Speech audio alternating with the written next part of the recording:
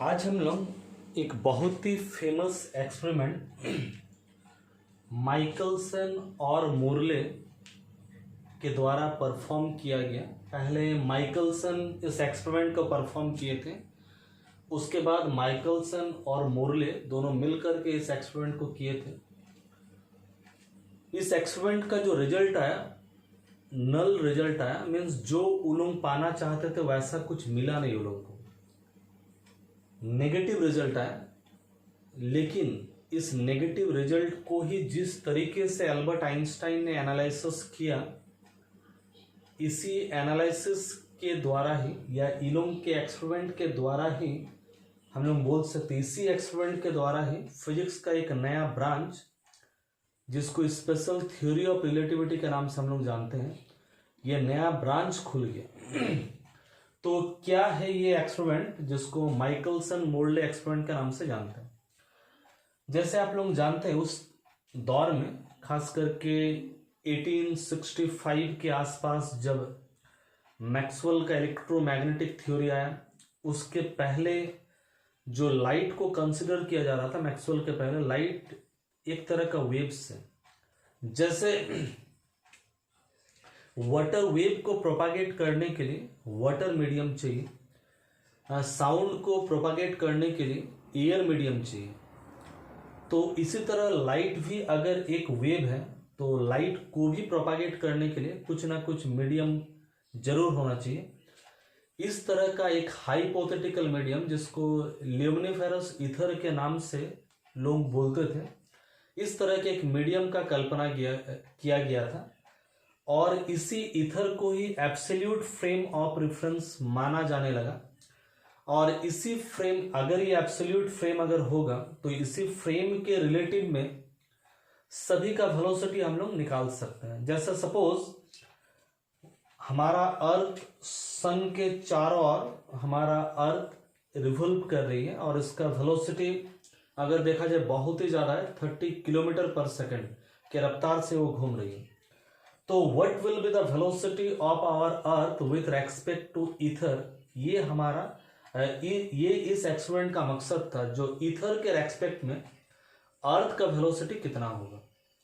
तो ईथर के रेस्पेक्ट में अर्थ का वेलोसिटी कितना होगा, इसको जानने के लिए माइकलसन मोर्ले ने बहुत ही मेहनत के साथ एक एक्सपेरिमेंटल सेटअप को उन्होंने डिज़ाइन किया। खास करके मरकरी का एक बात में उन्होंने अपना जो एक्सपेरिमेंटल जो अरेंजमेंट उसको फ्लोट कराया, और इसमें माइकलसन के द्वारा एक बनाया गया था इंटरफेरोमीटर, जिसके चलते माइकलसन को नोबेल प्राइज भी मिला था। माइकलसन इंटरफेरोमीटर के बदौलत, माइकलसन इंटरफेरोमीटर वो डिवाइस, वो इंस्ट्रूमेंट है जिसमें हम लोग लाइट, मोनोक्रोमेटिक लाइट का हम लोग इंटरफेरेंस हम लोग कर सकते हैं। तो ये माइकलसन इंटरफेरोमीटर का ये एक डिज़ाइन है।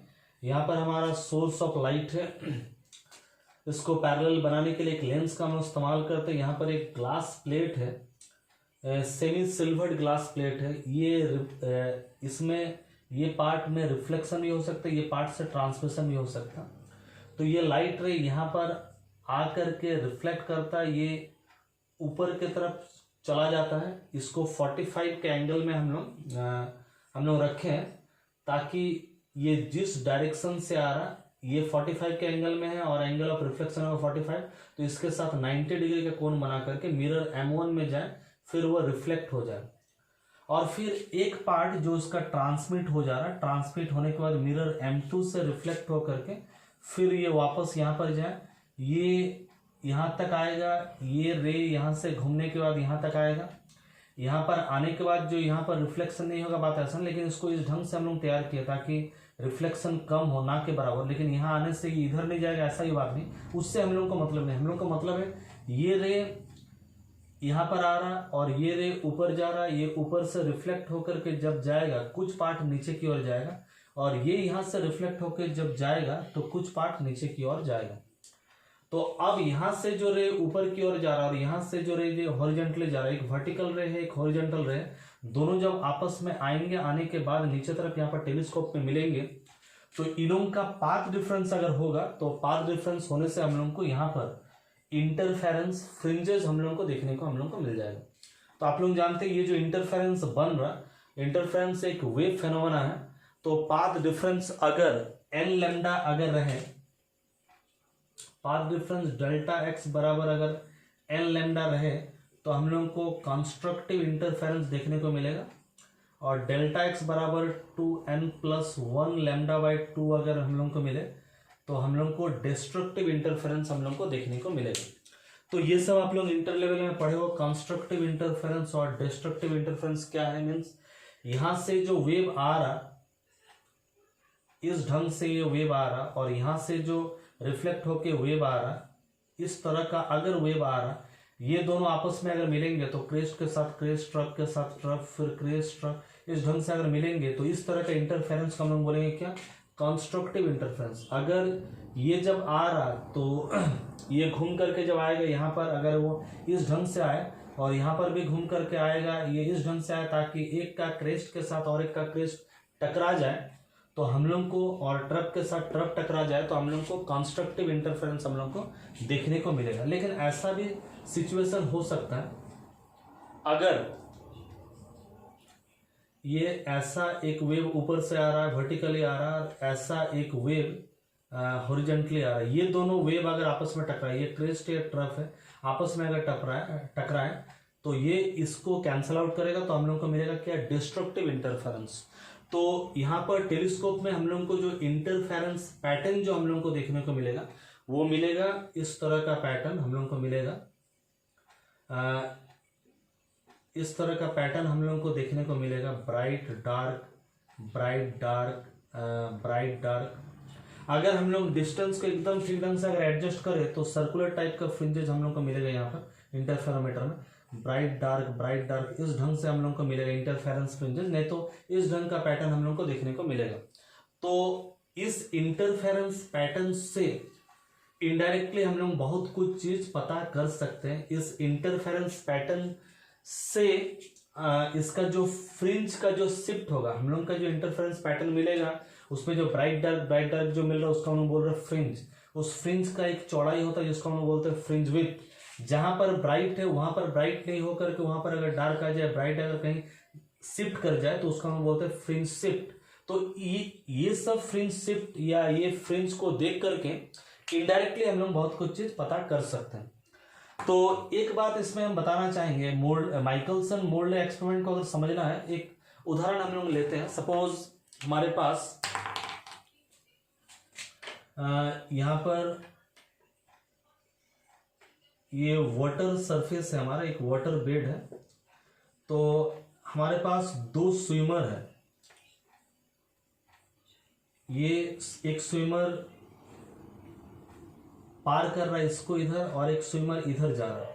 तो ये डिस्टेंस भी मान लीजिए L है, ये डिस्टेंस भी L है। तो ये स्विमर को यहां जाना है और वापस आना, ये स्विमर को भी यहां जाना है और वापस आना है।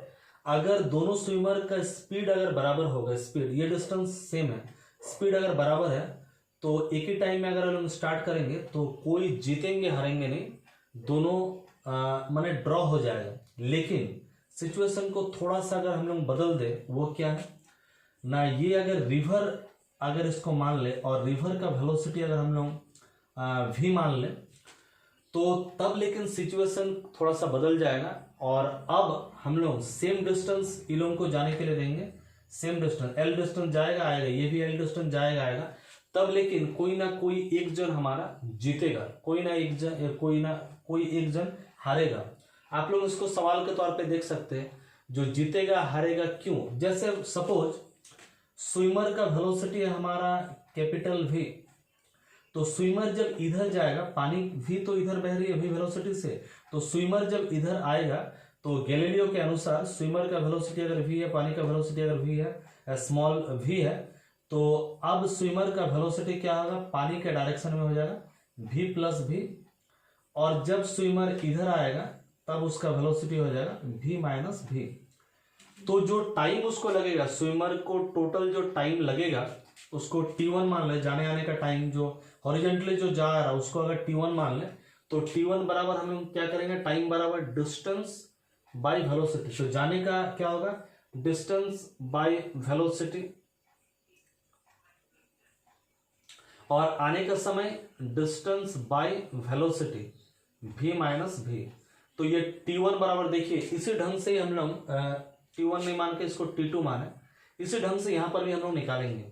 खाली यहाँ पर अंतर क्या होगा ना, स्विमर के जगह में हम लोग क्या कर देंगे, यहाँ पर जो इस एक्सपेरिमेंट में स्विमर के जगह में हम लोग डाल देंगे, क्या ना डाल देंगे। जैसे नदी के जगह में हम लोग बात करेंगे अर्थ को ले लेंगे, और स्विमर के जगह में हम लोग ले लेंगे लाइट को। अंतर खाली यही है। तो अगर हम लोग स्विमर को ले लेंगे तो टाइम t2 जो लग रहा है जाने और आने का टाइम होगा इतना, लेकिन जो इधर जा रहा है, आप लोग जानते हैं जो नदी में आप लोग तैरे हो, आप लोग जानते हो अगर आप लोग इधर जाना चाहोगे भी तो नदी का पानी अगर इधर फ्लो कर रहा है तो जाने के टाइम में आप ऐसे जाओगे, यहाँ जाना पड़ेगा, और फिर आने का टाइम में आपको इस रास्ता को चुन करके आना पड़ेगा, ऐसे करके आना पड़ेगा। तो इस टाइप का फिगर हमारा बन जाएगा। तो इसका टाइम को हम लोग लेंगे t1। तो अब अगर t1 और t2 को देखेंगे, पहले जब हम लोग t1 और t2 को हम लोग देख रहे थे तो t1 और t2 बराबर था, लेकिन अब अगर हम लोग t1 और t2 को अगर हम लोग देखेंगे, जब नदी का पानी बहना स्टार्ट करेगा तो सेम वेलोसिटी से भी जाने से एक जन कोई ना कोई जीतेगा, कोई ना कोई हारेगा। कौन जीतेगा ना हम लोग देखेंगे। ये आप लोग थोड़ा सा इसको सॉल्व करके देखिए, और यहाँ पर भी हम लोग निकालेंगे कौन जीतेगा कौन हारेगा, हम लोग देख लेते हैं। तो देखिए यहाँ पर हम लोग एपरेटर्स को इस ढंग से डिज़ाइन किए। ये है हमारा एपरेटर्स, इसमें हम लोग लाइट सोर्स को डाल दिए, और ये एपरेटर्स को अर्थ में हम लोग रखे हैं, और अर्थ जो मूव कर रहा, अर्थ के साथ ये एपरेटर्स भी मूव कर रहा है। इस एपरेटर्स का जो वेलोसिटी है, जैसे अर्थ का वेलोसिटी, जैसे यहाँ पर पानी का वेलोसिटी v माना था, तो अर्थ का वेलोसिटी अगर v है तो इस एपरेटर्स का वेलोसिटी भी हमारा v है। तो जैसे सपोज हमारा ये सन है, सन के चारों ओर अर्थ घूम रहा है, तो यहाँ पर हमारा अर्थ है, अर्थ में ही एपरेटर्स रखा हुआ है, तो अर्थ का वेलोसिटी अगर v है तो एपरेटर्स का वेलोसिटी भी v है। तो हमारा लाइट अगर इस डायरेक्शन में अगर जाए, इस डायरेक्शन में मीन्स यहाँ से लाइट जो इस डायरेक्शन में जा रहा, अर्थ का वेलोसिटी है v और लाइट का वेलोसिटी है c, जब वो इधर जाएगा तो गैलीलियो के अनुसार लाइट का वेलोसिटी क्या हो जाएगा ना, इस तरफ में अगर जाएगा तो वेलोसिटी हो जाएगा c प्लस v, और जब वापस आएगा यहाँ से रिफ्लेक्ट करके वापस आएगा तो हो जाएगा c माइनस v। ये गैलीलियो के आधार पर, या गैलीलियन रिलेटिविटी के आधार पर, या न्यूटनियन फिजिक्स के आधार पर उस समय यही समझा जाता था। जो अगर हम लोग इधर में जा रहे हैं, अर्थ का वेलोसिटी है v, लाइट का वेलोसिटी है c, तो अर्थ के दिशा में अगर लाइट जाएगा तो अर्थ का वेलोसिटी उसमें ऐड हो जाएगा, ऑपोजिट दिशा में जब आएगा तो माइनस हो जाएगा। तो हम लोग देख रहे हैं इसका जब परपेंडिकुलर डायरेक्शन में जाएगा तो फिगर हमारा इस ढंग से बन जाएगा। तो ये अनुमान था हमारा, जो t1 और t2 टाइम में अंतर होगा, और अंतर होने के चलते टाइम अगर ये इसको जाने में आने में अगर अलग टाइम लगेगा, पहले अगर रेस्ट में है तो इसको जाने में, क्योंकि ये जो डिस्टेंस है, ये डिस्टेंस है एल डिस्टेंस, जैसे यहाँ पर भी एल लिया तो इधर भी एल लेना है, यहाँ से यहाँ तक एल डिस्टेंस है, यहाँ से यहाँ तक भी एल डिस्टेंस। आप लोगों को देख करके थोड़ा सा मेरा छूट गया। ये प्लेट के बारे में थोड़ा बता दें। इस क्यू प्लेट को हम लोग कंपेंसेटिंग प्लेट के नाम से जानते हैं। ये भी एकदम इसी का थिकनेस का, सेम मटेरियल का बना हुआ। क्यों डालेंगे, क्या मकसद है इसको डालने का? देखिए यहाँ से रे डिवाइड हो रहा है, इसी पॉइंट से डिवाइड हो रहा है। यहाँ से जो रे ऊपर जा रहा है उसको कांच में एक बार जाना भी पड़ रहा है और कांच में एक बार आना भी पड़ रहा है। लेकिन ये प्लेट अगर नहीं डालते हम लोग तो यहाँ से रे जो इधर जा रहा है उसको बिना कांच का आना जाना पड़ता। लेकिन आप लोग जानते हैं कांच में वेलोसिटी ऑफ लाइट थोड़ा सा कम जाता है, उसका रिफ्रैक्टिव इंडेक्स 1.5 के आसपास होता है। तो अगर इस एक्सपेरिमेंट को अगर फेयर करना, जैसे यहाँ पर इधर जिसको जाने दिए, इधर भी जिसको जाने दिए, अगर हम लोग दौड़ का कंपटीशन कर रहे, इसको भी दौड़ने के लिए दिए, जो तुम इतना डिस्टेंस इधर जाओ फिर वापस आ जाओ, इसको भी इतना डिस्टेंस इधर जाओ वापस आ जाओ। लेकिन इसको अगर ग्राउंड दिए, बहुत सुंदर ग्राउंड है, प्लेन ग्राउंड, लेकिन इसको अगर ग्राउंड नहीं दिए, उबड़ खाबड़ दिए, या तो हम लोग मिट्टी या तो हम लोग यहाँ पर कुछ कीचड़ डाल दिए, तो ये फेयर नहीं होगा। कंपटीशन को फेयर करने के लिए इसको जैसा हम लोग देंगे डिस्टेंस, रास्ता, इसको भी उतना ही हम लोग को देना पड़ेगा। तो ऑप्टिकल पाथ को हम लोग को सेम करने के लिए ही ये कंपेंसेटिंग प्लेट को हम लोग को देना पड़ा। लेकिन अर्थ के मोशन के चलते ऑप्टिकल पाथ का डिफरेंस तो हो जाएगा, क्योंकि हम लोग देखिए ऑप्टिकल पाथ, अर्थ का मोशन के चलते ऑप्टिकल पाथ का डिफरेंस होने के चलते क्या होगा ना, टाइम इसको जितना टाइम लगा इसको जितना टाइम लगा, दोनों टाइम में डिफरेंस आ जाएगा। डिफरेंस होने के चलते एक ही साथ ये लोग नहीं पहुंच पाएगा। एक ही साथ अगर नहीं पहुंच पाएगा तो वो जो क्रेस्ट के साथ क्रेस्ट का टकराना, ट्राउ के साथ ट्राउ का टकराना पहले जैसे हो रहा था अभी नहीं होगा, फ्रिंज में कुछ ना कुछ शिफ्ट होगा। तो वो जो शिफ्ट वो डिपेंड करेगा वेलोसिटी के ऊपर। तो हम लोग उसको मेजर करेंगे, कैलकुलेट हम लोग करेंगे, और उसी के आधार पर हमारा मकसद है ईथर के रेस्पेक्ट में अर्थ का वेलोसिटी v कितना है वो हम लोग को कैलकुलेट करना, यही हमारा मकसद है। तो देखिए यहां पर जो लाइट, इधर जो लाइट जाता है फिर लाइट जो वापस आता है, जाने के समय वो p प्लेट से छूटता है और b तक जाता है, लेकिन b तो उस जगह में नहीं रहता, b तो थोड़ा खिसक जाता है, और p प्लेट भी उस जगह में नहीं रहता, ये भी तो खिसक जाता है। तो ये जब जाता है फिर वो आता है तो पोजीशन तो चेंज हो जाता है। पी से जब लाइट निकलता है बी यहाँ रहता, लेकिन वो तो थोड़ा जाते रहता। फिर जब वो घूम करके आता है तब पी भी यहाँ नहीं रहता, पी उसके थोड़ा सामने भी आ जाता। तो टोटल टाइम अगर हम लोग निकालेंगे तो जाने का टाइम आने का टाइम लेंगे तो total time L by C minus B plus L by C plus B. ये हम लोग अगर सॉल्व करेंगे, ये बहुत ही आसानी से आप लोग सॉल्व कर सकते हैं। एलसीएम लेना पड़ेगा C minus B into C plus B, तो C square minus B square, ऊपर में सी प्लस बी आएगा प्लस सी माइनस बी आएगा, तो कैंसल आउट होके भी कैंसल आउट, 2c l तो है तो 2lc। अब देखिए 2lc सी स्क्वायर को अगर हम लोग कॉमन ले लेंगे यहाँ से तो सी स्क्वायर में 1 निकला, यहाँ पर तो नहीं है, बाई वी स्क्वायर हो गया। इसी पार्ट को अगर ऊपर ले जाएंगे तो -1 होगा, तो बाइनोमियल थ्योरम को अगर अप्लाई कर देंगे तो -1 यहाँ पर मल्टीप्लाई हो जाएगा तो प्लस हो जाएगा, और हायर जो टर्म है पावर है उसको हम लोग नेगलेक्ट कर देंगे बाइनोमियल थ्योरम अप्लाई करने के बाद। तो T2 बराबर हमारा इतना है। अब T1 भी हम लोग को निकालना है। ये जो रे ऊपर गया फिर ऊपर जाने में प्लस नीचे आने में कितना टाइम लगा होगा, तो यहाँ पर देखिए ये जब ऊपर गया होगा, ये मिरर यहाँ नहीं, ये तो मूवेबल है, ये मिरर यहाँ आ गया होगा, तो ये ऊपर जाने के टाइम में इसको यहाँ आना पड़ा, फिर नीचे आने का टाइम में फिर मिरर को शिफ्ट करके यहाँ आ गया। तो इसको जो जाने में जितना टाइम लगा है आने में भी उसको सेम टाइम लगा है, तो उसको मान लिया जाए T। तो ये ट्रायंगल हम लोग को लेना पड़ेगा P एडस O। तो P एडस O एक राइट एंगल ट्रायंगल है जिसमें हम लोग जानते हैं एच स्क्वायर इक्वल टू क्या होता है ना, P square plus B square होता है, P square plus B square होगा, तो H square equal to P square plus B square. इसी के जगह में पी ओ की जगह में हम लोग ए एडस का भी स्क्वायर लिख सकते हैं, ए एडस का स्क्वायर, और इसको तो वैसे हम लोग लिखेंगे।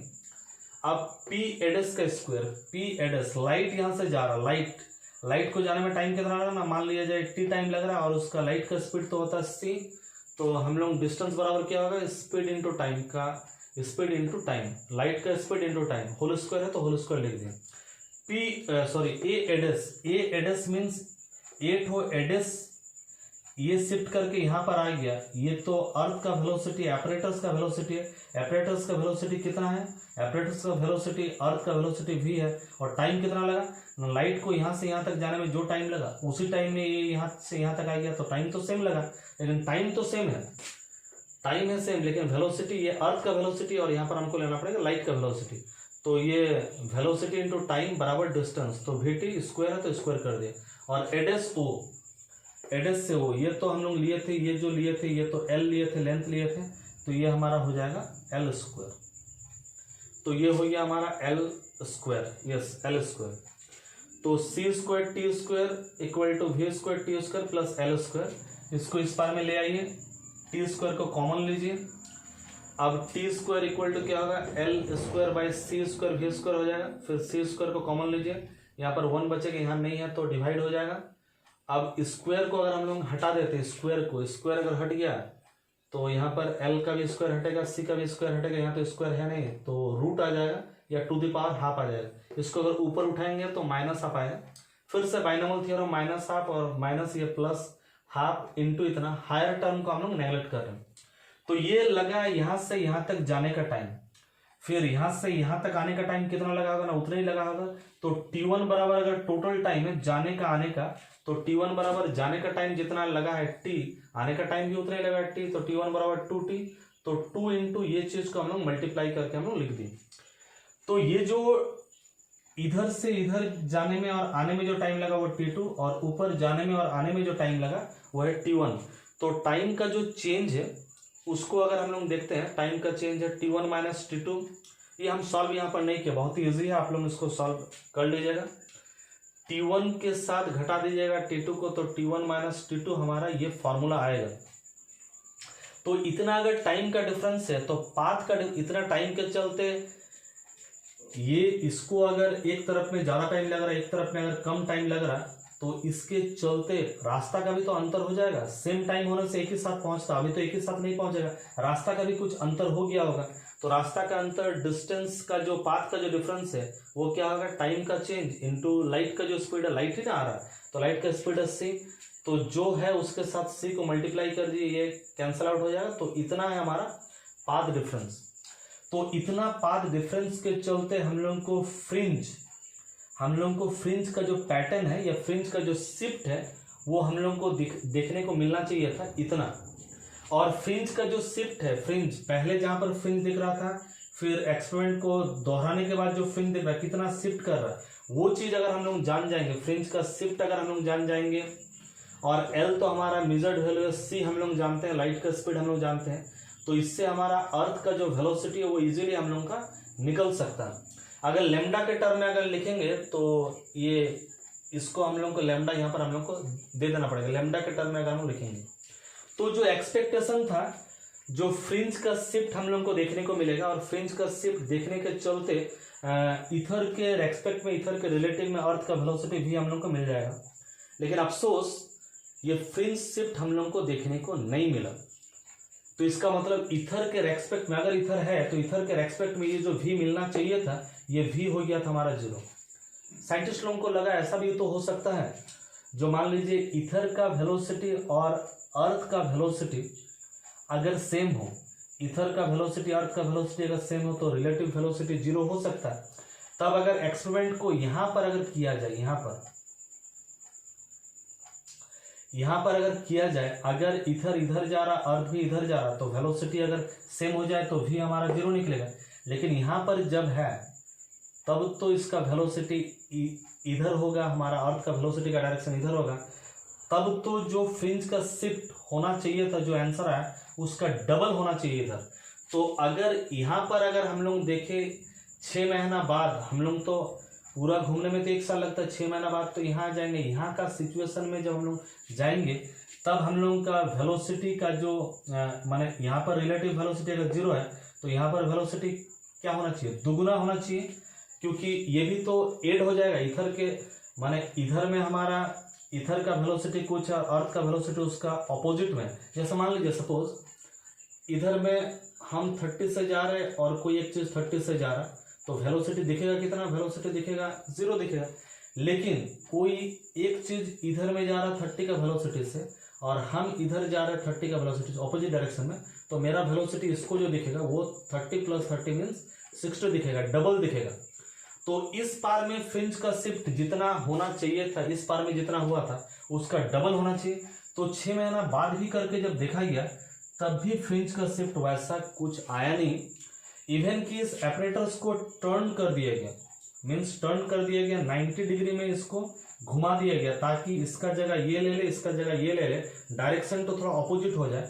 उसके बाद भी ट्राई किया गया फ्रिंज का जो शिफ्ट है इसको देखने के लिए, अलग अलग समय पर अर्थ के अलग अलग जगह पर इस एक्सपेरिमेंट को अलग अलग आदमियों के द्वारा दोहराया गया, ताकि जो लाइट का जो वेलोसिटी जो हम लोग लिए थे इस डायरेक्शन में c - v, एक बार c + v, इस डायरेक्शन में जो हम लोग लाइट का जो वेलोसिटी लेकर के हम लोग टाइम डिराइव किए थे, उसके अनुसार फ्रिंज में जो शिफ्ट होना चाहिए, जो कैलकुलेट वैल्यू था, इतना जो शिफ्ट होना चाहिए, लेकिन नो शिफ्ट, कोई शिफ्ट हम लोग को दिखा नहीं फ्रिंज का। तो ये जो नेगेटिव रिजल्ट है, जो वो लोग करना चाह रहे थे उसको वो लोगों को मिला नहीं। तो इस नेगेटिव रिजल्ट या नल रिजल्ट, जो रिजल्ट हमारा आया नहीं, इसको लेकर के तो माइकल्स एंड मोरले को लगा एक्सपेरिमेंट तो सक्सेस नहीं हुआ, ये विफल एक्सपेरिमेंट हो गया। लेकिन कुछ साल के बाद साइंटिस्ट लोग इसका कारण जानना स्टार्ट किए। इसको लेकर के बहुत सारा हाइपोथेसिस आया, जैसे ईथर ड्रेक का हाइपोथेसिस आया, लॉरेंस का कंट्रैक्शन वाला हाइपोथेसिस आया, बहुत सारा हाइपोथेसिस चला लेकिन ये सारा हाइपोथेसिस बाद में गलत साबित हुआ। लेकिन इसी को लेकर के एल्बर्ट आइंस्टाइन जो निष्कर्ष पर पहुंचे जो ये जो गैलीलियो का जो हम लोग जो रिलेटिविटी जो हम लोग यूज कर रहे हैं, लाइट का वेलोसिटी इधर जाने से एक बार c-v हो जाएगा, इधर आने से हो सकता है c+v हो जाएगा। इस एक्सपेरिमेंट से जो हम लोग का आया वो है, चाहे हम लोग लाइट को इधर से इधर आकर के लाइट जा रहा, लाइट आ रहा, इधर भी लाइट जा रहा आ रहा, लेकिन दोनों के बीच में जो पाथ का डिफरेंस है, ये पाथ का डिफरेंस नहीं शो हो रहा, पाथ का डिफरेंस 0 हो रहा। इससे जो निष्कर्ष निकला, किसी भी डायरेक्शन में लाइट का वेलोसिटी सेम रहता है, ये पहला चीज है। और दूसरा चीज है, लाइट का जो वेलोसिटी है वो फ्रेम ऑफ रेफरेंस के ऊपर में निर्भर नहीं करता, क्योंकि जिस फ्रेम में वो चल रहा था, इधर में अर्थ चल रहा था, तो इधर में हम लोग वेलोसिटी एक बार ले रहे थे c-v, आने के टाइम में c+v। लेकिन लाइट का जो वेलोसिटी है, this does not depend upon the frame of reference, it does not depend upon the motion of source and observer, it is absolute constant. Light का वेलोसिटी जो हम लोग ले रहे थे c-v, c+v जैसे हो रहा यहाँ पर, लेकिन वैसा करने से हमारा आंसर जो आ रहा था, नल रिजल्ट आ रहा था। या तो हम लोग बोल सकते हैं जो लाइट को हम लोग ले रहे थे c-v, c+v करके, जो गैलीलियन रिलेटिविटी में जो हम लोग अब तक समझे थे, उसी के आधार पर हम लोग देखे बोल के जो रिजल्ट आया, हमारा नल रिजल्ट आया। या तो इनडायरेक्टली हम लोग बोल सकते हैं जो वेलोसिटी ऑफ लाइट जो है वो एब्सोल्यूट कांस्टेंट है, वो हमेशा c ही रहेगा।